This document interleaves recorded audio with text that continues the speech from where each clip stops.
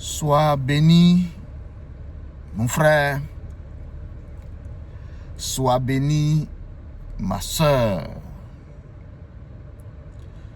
Car nous sommes tous connectés. Nous sommes tous interconnectés. C'est une grande joie en ce jour saint, ce jour dimanche, décrété jour saint. Vidéo éclair, vidéo lumière, pour bien entendu éclairer le monde de la lumière, ceux qui sont appelés à s'élever spirituellement. Nous n'en ferons jamais assez. Interconnectés. C'est donc si toi tu as l'opportunité, l'occasion de tomber sur cette vidéo, c'est peut-être une grâce. Le hasard n'existe pas, frère. Le hasard n'a jamais existé.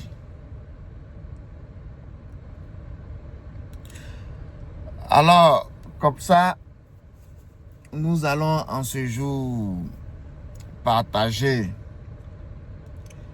un message que j'ai envie de nommer l'origine de la souffrance.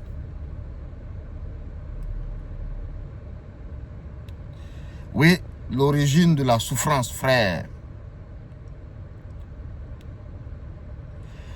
Que les anges qui ont demeuré et qui sont avec notre Seigneur Jésus-Christ soient en action. Que pendant que cette parole va être relâchée, que la puissance des cieux soit enclenchée, afin que toute interposition à ma parole soit foudroyée. Et dans le nom et seul le nom de Jésus-Christ. Jésus-Christ, notre Seigneur, notre guide. Il a déclaré, il dit, je suis le chemin, la vérité, la vie. Jésus-Christ a déclaré, celui qui me suit ne marchera pas dans les ténèbres. Jésus-Christ est la lumière. Jésus-Christ est le guide. Jésus-Christ n'a jamais fait cas de lui. Il n'a jamais parlé de lui. C'est pourquoi il y a beaucoup de confusion dans la compréhension de la Bible. Jésus-Christ a toujours parlé de ce que nous devons faire, de ce qu'est en réalité l'éveil spirituel. Alors, comme je l'ai dit, l'origine de la souffrance. Toi qui m'écoutes, nous sommes dans la Genèse. Alors, nous allons prendre notre Bible. Le premier livre de la Bible qui est la Genèse, nous allons aller au chapitre 1er. Et le chapitre 1er, nous allons lire le verset 2, 3 et peut-être 4. Écoutez-moi bien, frère, car c'est un message qui est très poignant. N'oublie pas de cliquer sur le bouton j'aime et de t'abonner. Car ici, nous allons vous révéler, je vais vous révéler des indices qui vous aideront à comprendre la parole de Dieu.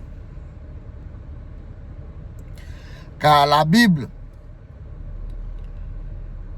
si je ne m'en abuse, est-ce que les gens ont eu comme ça, prêtez-moi le mot, l'opportunité d'appeler la théorie de Big Bang. Ce n'est pas que la Bible est fausse, mais les gens ont dispersé, disloqué les informations, les indices, à tel enseigne qu'il est difficile de pouvoir comprendre le message que véhicule la Bible. Le message, les vrais messages sont explosés dans la Bible.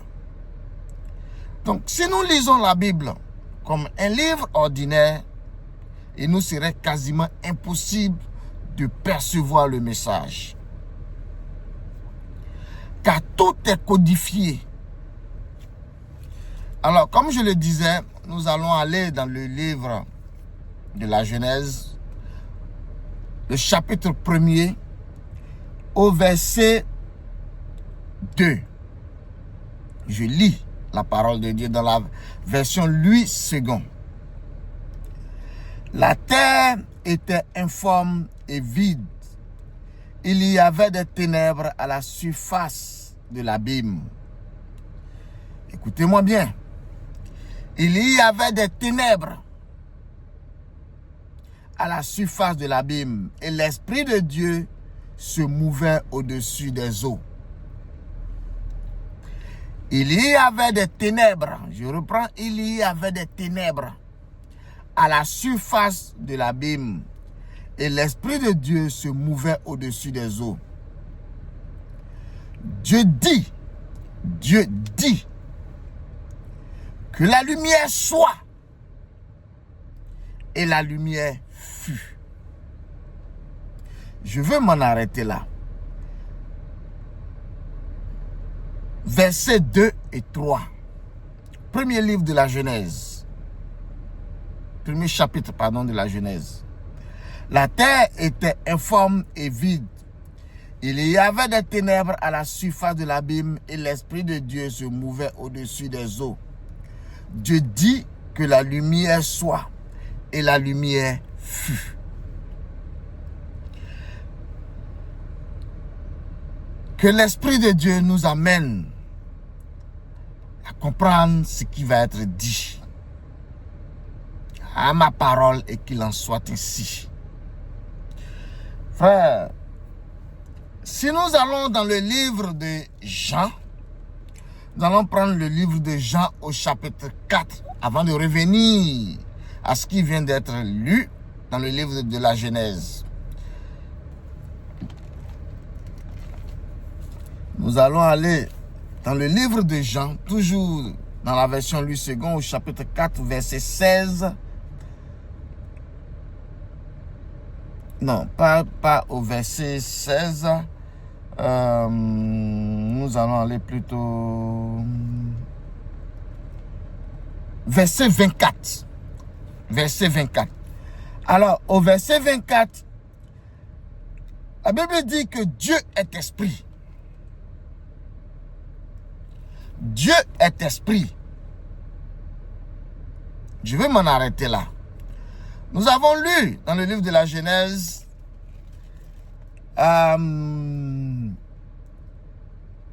la terre était informe, il y avait des ténèbres à la surface de l'abîme et l'Esprit de Dieu se mouvait au-dessus des eaux. Dieu dit que la lumière soit et la lumière fut. Dans le livre de Jean, au chapitre 24, la Bible nous dit que Dieu est esprit. Donc, frère, si Dieu est esprit, quand on parle des ténèbres, les ténèbres dont le livre de la Genèse en parle, et la lumière dont le livre de la Genèse en parle, c'était vraiment les ténèbres que nous connaissons, l'obscurité que nous connaissons. Et la lumière, c'est-à-dire une lampe qu'on allume, qui nous permet de voir. Point d'interrogation. Nous allons aller dans le livre des Colossiens. Colossiens chapitre 1 au verset 16. Je lis la parole. Car en lui ont été créées toutes les choses qui sont dans les cieux et sur la terre, et visibles et les invisibles. Trône, dignité, domination, autorité, tout a été créé par lui et pour lui.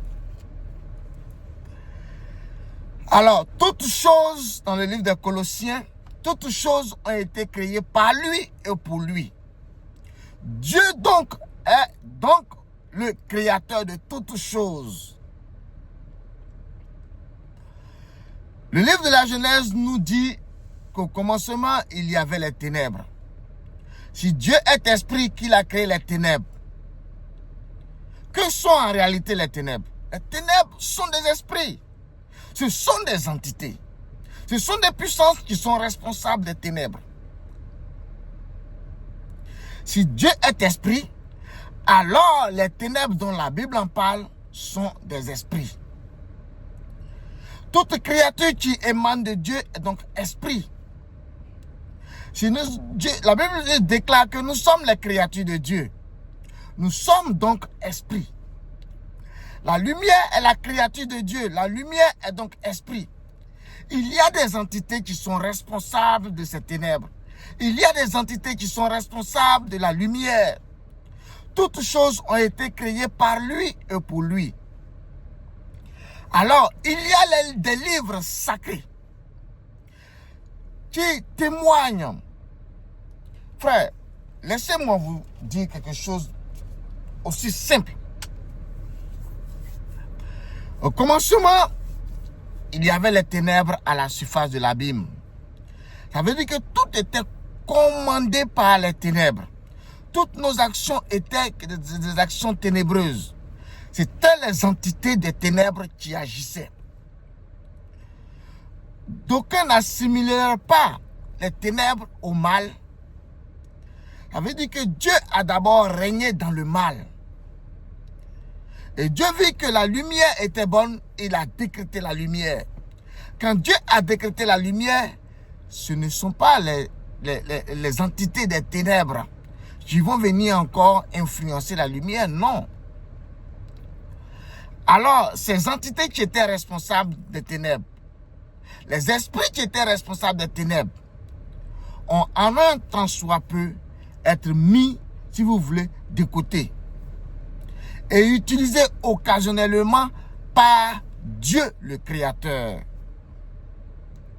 Certainement que ces entités des ténèbres n'ont pas approuvé cette déclaration de la lumière. Des livres sacrés disent que ces entités-là ont quitté les cieux pour la terre. Et donc, si c'est le mal, si c'est les ténèbres, ces ténèbres-là sont en réalité le mal, ils ont envoyé ce mal-là sur la terre.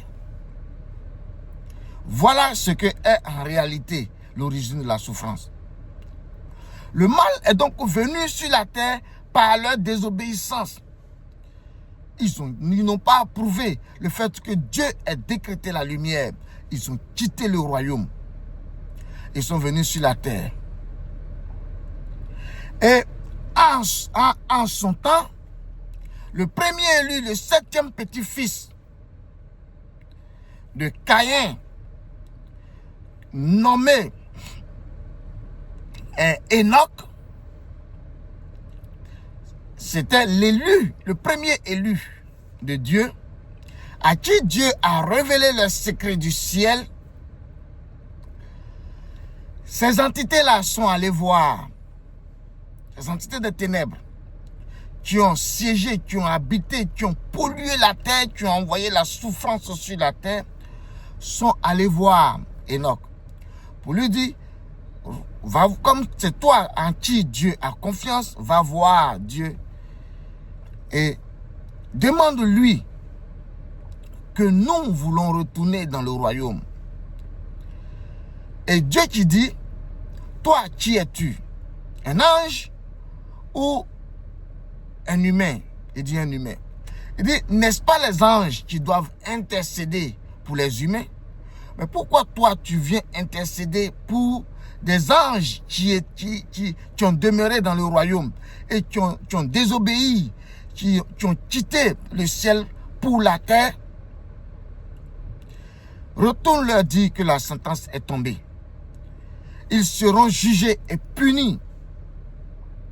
Frères, et ces entités-là n'ont plus accès au trône de Dieu. Ces entités-là ne peuvent plus retourner.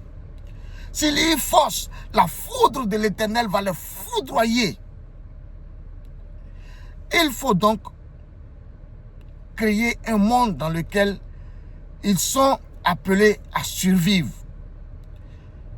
Alors, comment doivent-ils se nourrir? Puisqu'ils ne sont plus connectés au trône.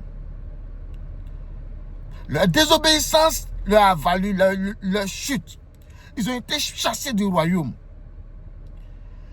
Alors, ils ont créé un monde parallèle, frère. Quand vous voyez la création de l'argent, quand vous voyez la création des armes, de puissance dans ce monde, bien tout cela émane d'eux.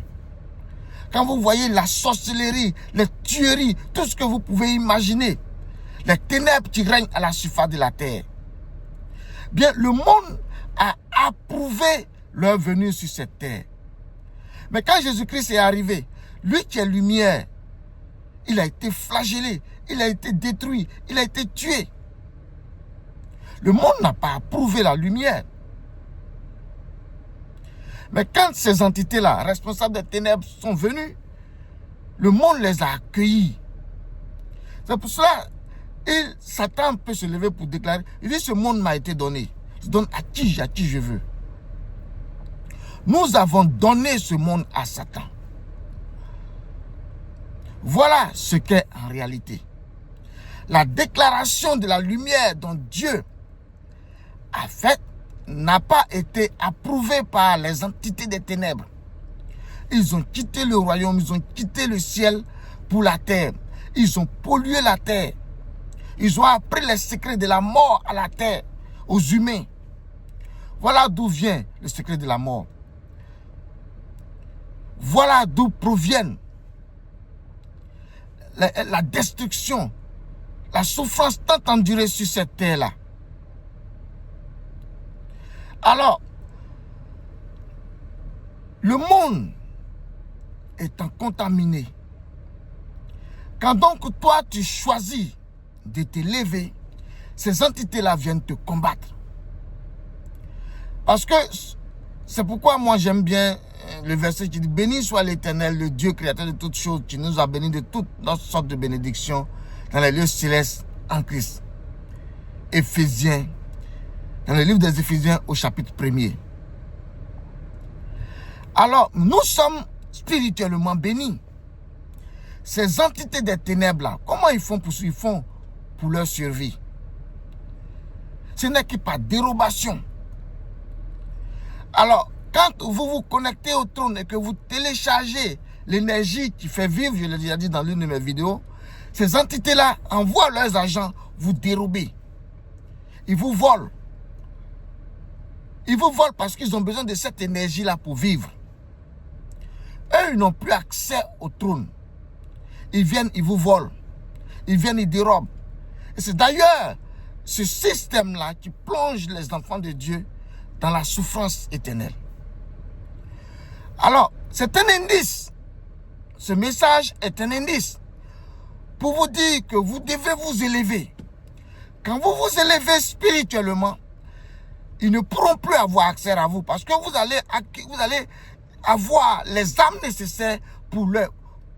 Quand ils viennent vous voler, vous pouvez invoquer la foudre, le feu de Dieu pour les consumer, pour les détruire. Si vous ne vous élevez pas spirituellement, vous ne pourrez pas donc les combattre. C'est les dimensions spirituelles.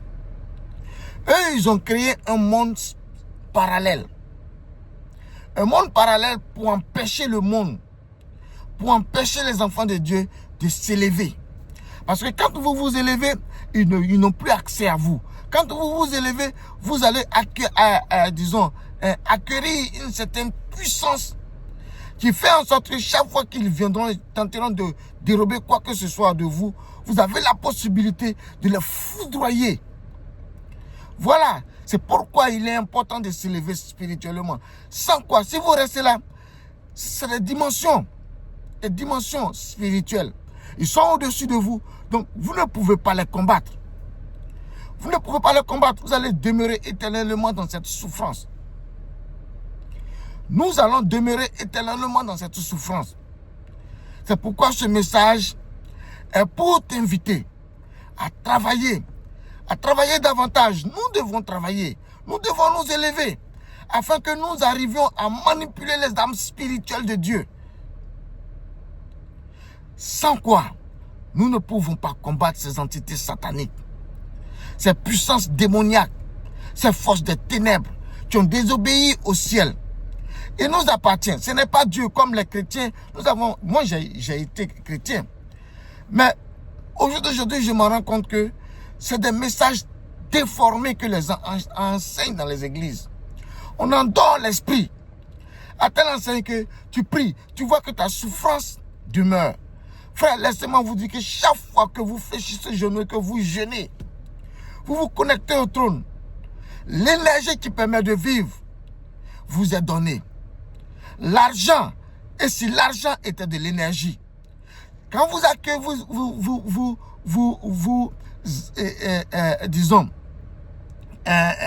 vous allez acquérir cette énergie depuis le trône, depuis le royaume. C'est cette énergie-là qui va être convertie en argent et qui vous permettra de vivre. Puisque vous ne pouvez pas directement utiliser cette énergie-là comme l'argent. Si c'était, cette énergie-là est représentée par l'argent. On parle d'argent sur cette terre. Mais avant de devenir argent, c'est l'énergie depuis le trône du Père Céleste. C'est cette énergie qui permet de pouvoir être convertie en argent. Mais ce n'est pas l'argent physique. Et c'est cette énergie-là que le monde des ténèbres dérobe dans la main des mains des enfants de Dieu. Donc, il faut que nous travaillions. Il faut, je le dis, il faut que nous travaillons. Il faut que nous nous élevons. C'est pourquoi quand vous cherchez à vous élever, cherchez à vous développer spirituellement, vous êtes combattus. Vous êtes combattus. Ils viennent vous combattre. Ils cherchent même à vous tuer. Pourquoi? Parce qu'ils ne veulent pas que vous vous élevez. Quand vous vous élevez, ils n'ont plus accès à vous. Vous êtes, je ne sais pas, indéfiniment puissant que eux. Donc, c'est de la distraction de vous combattre, en fait. Cherchons à travailler, frères. Travaillons. Travaillons, y compris moi qui fais ce message. Nous devons travailler. YouTube a bloqué ma page. Quand il y a un message que j'ai lancé, alors ça, disons, il ne s'est pas fouetté le monde spirituel. Il y a un pasteur qui a aussi fait un message pareil et depuis lors, ma page YouTube a été bloquée. Il faut que nous travaillions. Il faut que nous travaillions parce que certainement que ce message-là, YouTube va continuer à bloquer, moi je ne sais pas. Mais je le fais quand même. Je le fais quand même. Parce que je sais que Dieu a toujours le dernier mot. Dieu, le Père Créateur, a toujours le dernier mot. Travaillons. Travaillons de sorte que nous ayons à contrôler notre énergie. Sans quoi ils n'arrêteront pas de nous voler. Tout un système est fait. Lorsque vous avez, disons, vous recevez cette énergie depuis le ciel, vous allez voir que des voitures, des systèmes vont venir. Si vous naviguez dans la 5e dimension, vous les voyez venir. Ces entités-là ils prennent possession des corps. Là où tu gardes ta voiture, ils viennent, ils bloquent, ils mettent leur voiture là. Tout un système est fait pour dérober votre énergie. Parce que c'est cette énergie-là qui permet de vivre. Eux ne sont plus connectés au trône. Alors comment faire pour survivre? ils viennent, ils vous dérobent, ils vous volent, et vous allez demeurer éternellement dans cette souffrance-là. Si un chrétien dit que j'ai prié, j'ai jeûné, et qu'il n'a pas obtenu de suite favorable, il n'a pas vu sa situation s'améliorer, frère, c'est que tu as été volé. Tu as été volé spirituellement. Donc, c'est un signe pour te dire que il faut que tu travailles. Il faut que tu te lèves spirituellement. Les chrétiens des églises ne sont pas des hommes spirituels. Arrêtons de concevoir ce que nous touchons, ce que nous voyons. Ce n'est pas de la spiritualité. La spiritualité, c'est de transcender. C'est aller au-delà. Les gens quittent leur corps de façon spirituelle. Ils quittent leur corps, ils viennent et vous dérobent. Car si Dieu est esprit, toutes choses existent dans le spirituel avant d'être physique. Eux, ils ont la possibilité de visiter ce monde spirituel pour dérober. C'est tout ce qu'ils font. Ils dérobent pour les utiliser à leur fin. Donc, si tu arrives à contrôler ce monde-là, frère, tu pourras les interdire. Tu pourras même les empêcher d'avoir accès à ta richesse. Car la richesse est réellement ce qui est ce que nous avons dans le monde spirituel. Ce n'est pas ce que nous avons dans le monde physique. Travaillons, frères, et que Dieu, par son esprit, par la lumière puissante que notre Seigneur Jésus-Christ nous a enseignée, infuse notre système de pensée. Et qu'il en soit ainsi à ma parole.